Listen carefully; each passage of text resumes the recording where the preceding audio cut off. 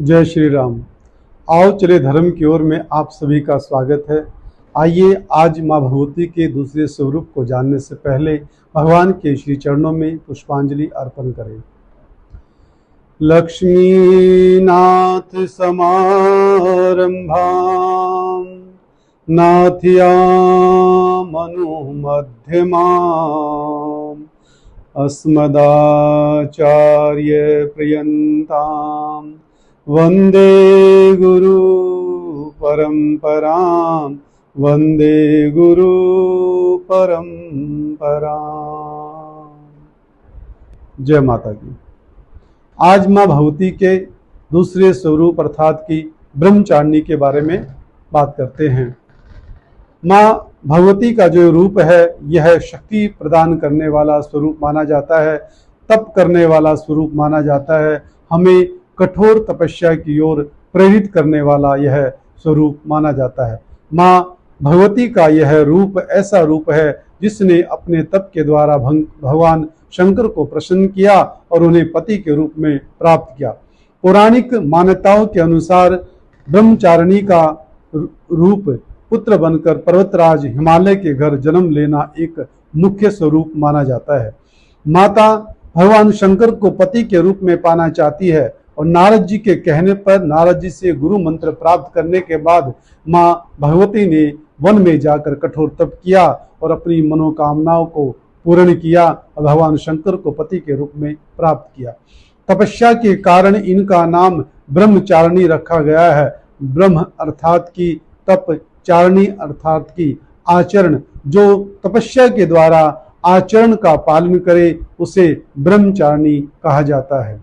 ऋषि मुनियों ने बताया कि 1000 साल तक फल और फूल खाकर माँ भगवती ने भगवान शंकर की पूजा की और 100 वर्ष तक जमीन पर रहकर तपस्या की। कई हजार वर्षों तक तो तप माँ भगवती ने किया और मनोकामना उन्होंने अपनी पूर्ण की और वरदान प्राप्त किया। माता भगवती जहाँ भक्तों की मनोकामनाओं को तो पूर्ण करती ही करती है और वहीं पर माँ भगवती उनके द्वारा प्रदान किए गए प्रसाद का भी भोग लगाती है। माँ भगवती का जो प्रिय प्रसाद है वह है सफेद रंग की मिठाई अर्थात की बर्फी इत्यादि। दूध, खीर और पंचामृत माँ भगवती को अत्यंत प्रिय है। हम सबको सावधानी से माँ भगवती की पूजा करनी चाहिए, साथ में स्वच्छता का पूर्ण ध्यान रखना चाहिए और प्रातः काल नवरात्रों में तो विशेषकर ब्रह्म मुहूर्त में हम सबको जाग जाना चाहिए। ब्रह्म अर्थात की तप। आज का तो दिन भी माँ भगवती का नाम के अनुसार है और ब्रह्म जो प्रातः काल उठकर तप करता है उसके तप को जल्दी माँ भगवती के द्वारा स्वीकार किया जाता है। भगवान उसकी मनोकामनाओं की पूर्ति करते हैं। देखिए, हमारे हिंदू धर्म में अनेकों प्रमाण ऐसे ग्रंथों में दिए गए हैं जिससे हम भगवान को शीघ्र अतिशीघ्र प्राप्त कर सकते हैं। आज मैं आपको एक प्रमाण गीता में भी दिखाऊंगा। जो गीता में लिखा गया है कि पांतजल योग दर्शन में तो योग की सिद्धि के लिए कर्ण सापेक्ष शैली को महत्व दिया गया है, पर गीता में योग की सिद्धि के लिए कर्ण निरपेक्ष शैली को ही महत्व दिया गया है। परमात्मा में मन लग गया तब तो ठीक है, पर मन नहीं लगा तो कुछ नहीं हुआ। यह कर्ण सापेक्ष शैली है। परमात्मा में मन लगे या न लगे कोई बात नहीं, पर स्वयं परमात्मा में लग जाए, यह कर्ण निरपेक्ष के साथ स्वयं का संबंध है कि सीधे हम भगवान से जुड़ जाते हैं। इसलिए कर्ण सापेक्ष शैली में अभ्यास के द्वारा कर्म से सिद्धि होती है, पर कर्ण निरपेक्ष शैली में अभ्यास की आवश्यकता होती ही नहीं है। कारण कि स्वयं का परमात्मा के साथ स्वतः सिद्ध नित्य संबंध है अर्थात कि नित्य योग कहा गया है। अतः भगवान से संबंध मानने अथवा जानने में अभ्यास की आवश्यकता नहीं है। जैसे कि विवाह होने पर स्त्री पुरुष को अपना पति मान लेती है तो ऐसा मानने के लिए उसको कोई अभ्यास नहीं करना पड़ता। इसी तरह किसी के बताने पर यह गंगा जी है ऐसा जानने के लिए भी कोई अभ्यास नहीं करना पड़ता है। कर्ण सापेक्ष शैली में तो अपने लिए साधन करने अर्थात कि क्रिया करने की मुख्यता रहती है, पर कर्ण निरपेक्ष शैली में जानने अर्थात कि विवेक और मानने अर्थात कि भाव की मुख्यता रहती है। गीता भी कहती है कि भगवान की पूजा के लिए दिखावे की आवश्यकता नहीं होती है, भगवान की पूजा के लिए वहम की आवश्यकता नहीं होती है, भगवान की पूजा के लिए भाव की आवश्यकता होती है। अगर हमारे अंदर श्रद्धा और विश्वास, श्रद्धा वो जिसके बारे में हम जानना चाहते हैं, जिसको अपनाना चाहते हैं, उसके प्रति श्रद्धा होनी चाहिए और जिसकी हम पूजा कर रहे हैं उसके प्रति पूर्ण विश्वास होना चाहिए। यही हिंदू धर्म की महानता है, यही सनातन की सच्ची पहचान बताई गई है।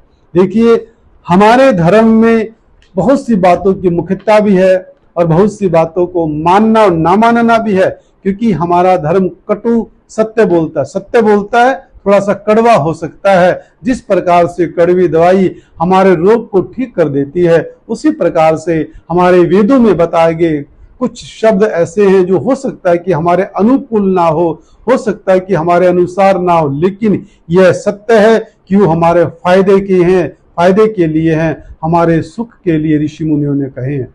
अपने धर्म के अनुसार हमें कुछ बातों का विशेष ध्यान भी यहाँ रखना चाहिए। पहला यह है कि सनातन कहता है कि संध्या वंदन प्रतिदिन हमको करना चाहिए। व्रत, तीर्थ, उत्सव, दान, सेवा, संस्कार, यज्ञ इत्यादि क्रियाएं और कथा सुनना और साथ ही धर्म का प्रचार करना, ये प्रत्येक सनातनी को अपने जीवन में अपनाना चाहिए और अपने धर्म के अनुसार हमें सदैव चलना चाहिए। अगर हुआ मेरे धर्म पर आघात तो मैं प्रतिघात करूंगा, अगर हुआ मेरे धर्म पर घात तो मैं प्रतिघात करूंगा। हिंदू हूं मैं, हिंदुत्व की बात करूंगा, हिंदू हूं मैं, हिंदुत्व की बात करूंगा। इस प्रकार से आज का विषय माता ब्रह्मचारिणी के स्वरूप को जानना तो था ही था, और साथ में कुछ वाक्य धर्म के प्रति सचेत करने के भी आज हमने लिखे हैं, कहे हैं। देखिए, आप सबसे विनम्र प्रार्थना है कि हमारे धर्म का प्रचार और प्रसार करने के लिए आप सबको भी आगे आना चाहिए।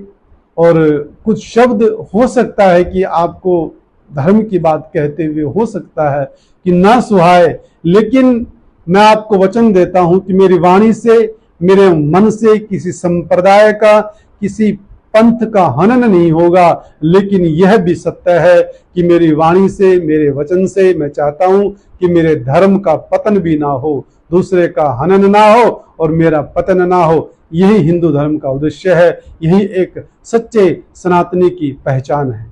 जय श्री राम।